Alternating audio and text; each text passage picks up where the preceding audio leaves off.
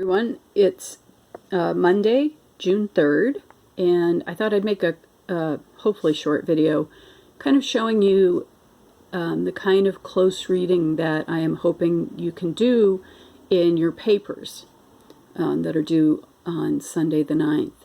So I picked a page, it's a little more than a page, kind of at random. I just opened the book, and I'm going to read it to you first.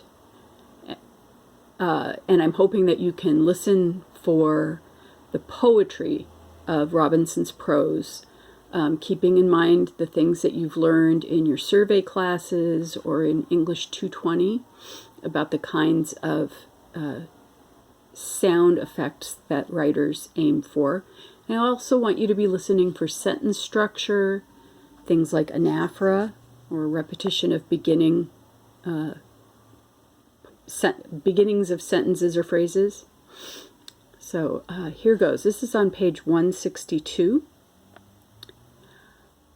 And I believe that Ruthie and Sylvie are in the boat, and it's nighttime. And Ruthie's kind of thinking about what her situation is. Okay. Just going to read it. I toyed with the thought that we might capsize. It was the order of the world, after all, that water should pry through the seams of husks, which, pursed and tight as they might be, are only made for breaching.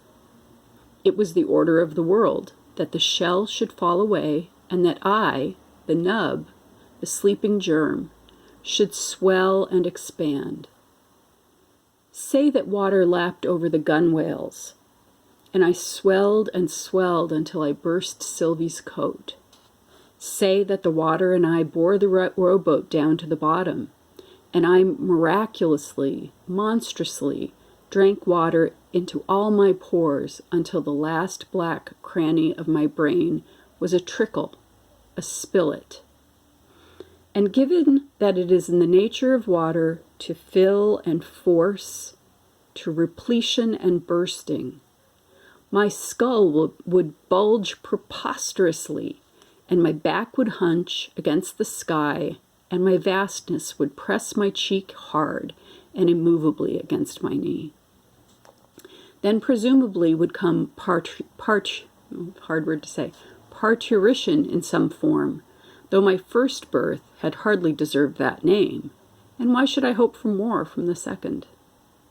The only true birth would be a final one, which would free us from watery darkness and the thought of watery darkness.